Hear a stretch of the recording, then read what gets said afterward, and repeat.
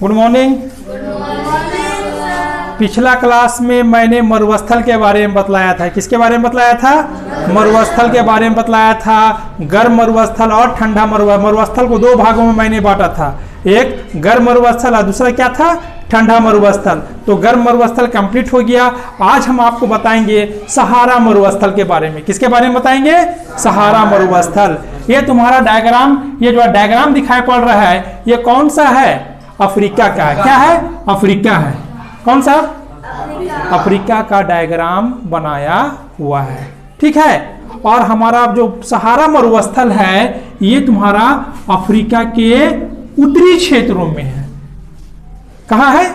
Africa के उत्तरी क्षेत्रों में सहारा मरुस्थल स्थित है। और तुम देखना कि यह कर्क रेखा में स्थित है। सहारा जो मरुस्थल है कौन सा रेखा में स्थित है? कर्क रेखा में।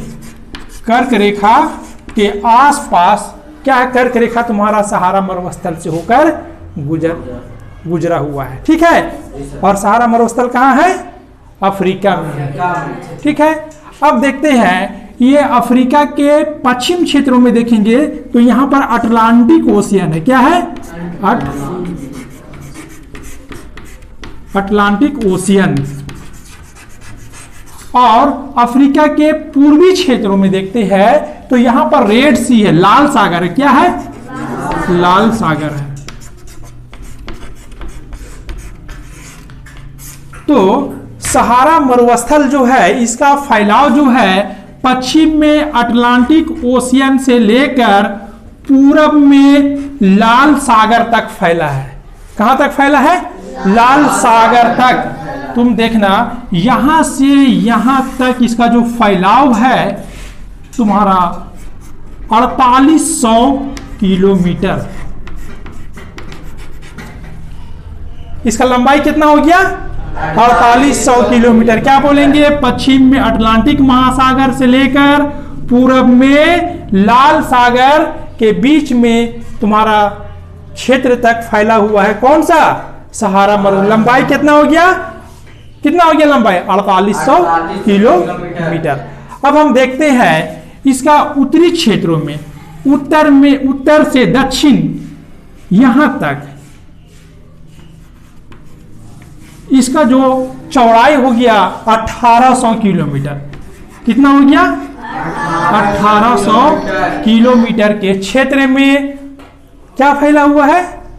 सहारा मरुस्थल रेगिस्तान क्या हुआ है? फैला हुआ है। कर्क रेखा इसके बीचों बीच से होकर गुजरती है। और यह कैसा मरुस्थल है? गर्म मरुस्थल है। कैसा मरुस्थल है? गर्म मरुस्थल है। और विश्व का सबसे बड़ा मरुस्थल है। क्या लिखेंगे? विश्व का सबसे बड़ा मरुस्थल, सबसे बड़ा गर्म मरुस्थल है। कैसा मरुस्थल है?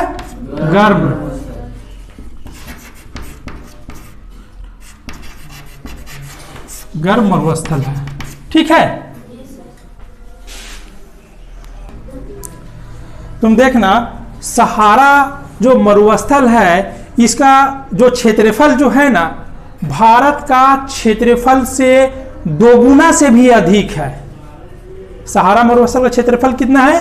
भारत का जो क्षेत्रफल है तो भारत के क्षेत्रफल से सहारा मरुस्थल क्या है? 2 गुना से भी अधिक है। और जो सहारा मरुस्थल का जो फैलाव है ये तुम्हारा कौन कौन देश में फैला हुआ है? नाइजर, चाद, सूडान, मिस्र, माली, मोरक्को, अल्जीरिया, ट्यूनेशिया, लीबिया, मुरितानिया के देश में फैला हुआ है। कभी कभी ये भी परीक्षा में पूछता है कि सहारा मरुस्थल किन किन देशों में फैला हुआ है। तो ये हम नाम को क्या करेंगे? लिखकर याद कर लेंगे। अब देखते हैं यहाँ का जो एक पर्वत है टिबेट्स। क्या है?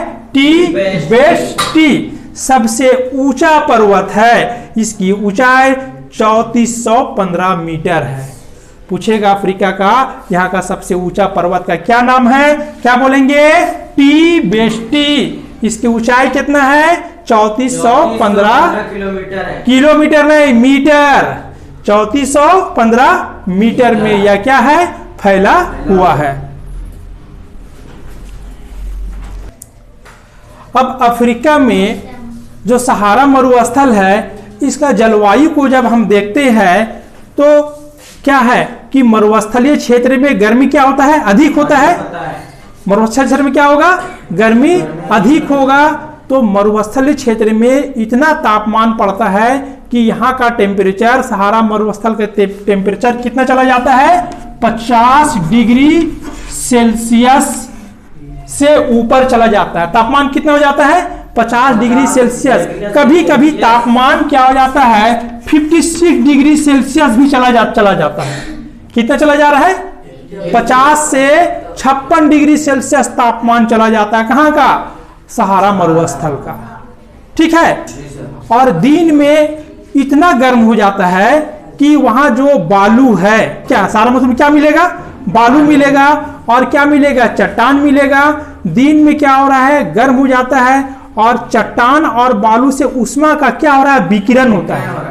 उष्मा क्या होता है, विकिरण हो जाता है, जिससे पूरा क्षेत्र क्या हो जाता है, गर्म हो जाता है। मगर रात में बिल्कुल सहारा मरुस्थल ठंडा हो जा रहा है। रात में क्या हो जा रहा है, ठंडा। ये क्या क्या, दिन का तापमान, किसका तापमान है, दिन का तापमान। और रात का तापमान कितना चला जाता है, 0 डिग्री सेल्सियस चला जा रहा है। अब बताओ, दिन में गर्म और रात में ठंडा, ऐसा क्यों, क्या कारण है। तो हम बोलेंगे कि रात के समय में क्या होता है, वायु में जलवाष्प नहीं रहता है। वायु में क्या है, जलवाष्प नहीं रहने के कारण वो उष्मा को, विकिरण को रोक नहीं पाता है, विकिरण को रोक नहीं पाता है, जिसके कारण रात का तापमान कितना चला जा रहा है, 0 डिग्री सेल्सियस हो जाता है। और दिन में तापमान 50 डिग्री और रात में तापमान बिल्कुल घट जाता है। क्यों ऐसा हो रहा है, क्या बोलेंगे, उष्मा को रोक नहीं पा रहा है, वायु में जलवाष्प में नहीं रहने के कारण। अब देखते हैं यहां वनस्पति, वनस्पति क्या मिलेगा, पेड़ पौधा कैसा मिलेगा, ऊंचा ऊंचा मिलेगा नहीं। यहाँ का वनस्पति मिलेगा कैक्टस, बबूल, छोटा छोटा पेड़ ये मिलेगा, पौधा मिलेगा। क्या मिलेगा, कैक्टस, कैक्टस, बबूल, यहाँ का क्या है, पेड़ पाया जाता है। और देखते हैं जानवर, क्या मिलता है, ऊंट मिलेगा। मरुस्थल क्षेत्र में क्या मिलेगा, ऊंट मिलेगा। रेगिस्तान का जहाज किसे कहा जाता है, ऊंट मिलता है। ठीक है, तो यहाँ क्या मिलेगा, ऊंट मिलेगा। ठीक है। अब आते हैं खनिज तेल। क्या लिख रहे हैं आप, खनिज तेल। तुम लोग सुना होगा कि अफ्रीका में भी खनिज तेल मिलता है। तुम लोग सोचता होगा सिर्फ खाली क्या है, एशिया में ही खनिज तेल मिलता होगा, अरबियन देश में ही सिर्फ खनिज तेल मिलता होगा। वैसा बात नहीं है। अफ्रीका में भी तुम्हारा क्या मिल रहा है, खनिज तेल मिल रहा है। ये परीक्षा में कई एक बार पूछा हुआ है। तो खनिज तेल जो है तुम्हारा कहाँ मिल रहा है, अफ्रीका में, अल्जीरिया, लीबिया और मिस्र। ये तीनों तुम लोग अच्छा से याद कर लेना। परीक्षा में पूछता है कि अफ्रीका के किन किन देशों में खनिज तेल मिलता है, तो हम क्या बोलेंगे, अल्जीरिया, लीबिया और मिस्र में क्या मिल रहा है, खनिज तेल यहाँ से निकाला जाता है। ठीक है। अब देखते हैं कि अफ्रीका में तुम्हारा एक नील नदी है। कौन सा नदी है, नील नदी जो है।